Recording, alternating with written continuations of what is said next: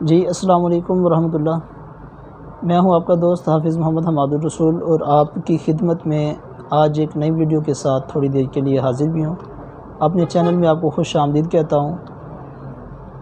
میں اس سے پہلے ایک احتلام کے متعلق احتلام کے موضوع پہ ویڈیو بنا چکا تھا، تو سوچا میں نے کہ آج آپ کو کوئی ایسے مریضوں کے لیے صبح کا ناشتہ کوئی تجویز کر دیتا ہوں، تاکہ وہ ساتھ ساتھ دوائی بھی استعمال کریں اور ساتھ اس طرح کا ناشتہ کریں کہ ان کے جسم کے اندر تھوڑی سی جان بھی آئے، جتنی ان کے جسم کے اندر کیفیات بگڑ چکی ہیں ان کا علاج بھی ہو جائے، اور مریض کا جسم جو ہے وہ تھوڑا سا ٹھیک بھی ہو جائے، اس کا جسم جو کمزور ہے وہ بہتر ہونا شروع ہو جائے۔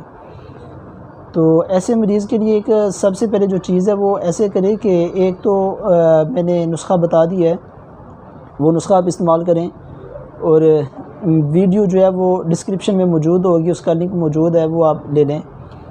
اور اس کے لیے جی آپ نے استعمال کرنا ہے، سب سے پہلے آپ نے کھجوریں لے لینی ہیں اپنی پسند کی، جو آپ کو اچھی لگیں وہ آپ لے لیں، کم از کم 3 لے لیں، 3 لے سکتے ہیں یا 5 لے سکتے ہیں، طاقت میں آپ کھجوریں لیں، اور ساتھ میں آپ دودھ لے لیں۔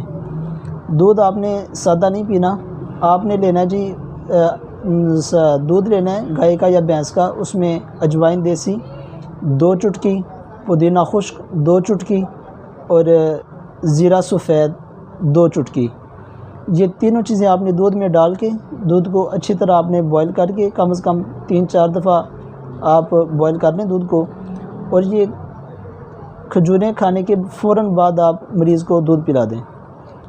اور جتنا مریض آسانی کے ساتھ پی سکے، جتنا آسانی سے ہضم کر سکے، پاؤ 1.5 پاؤ یا آدھا کلو۔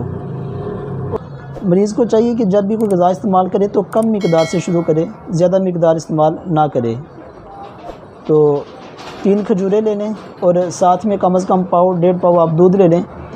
یہ بڑی بہترین چیز ہے، انشاءاللہ اس کے ساتھ جو ہے وہ احتلام کے مریض کا علاج بھی ہو جائے گا، اور یہ اس کے لیے دوا بھی ہو جائے گی اور غذا بھی ہو جائے گی۔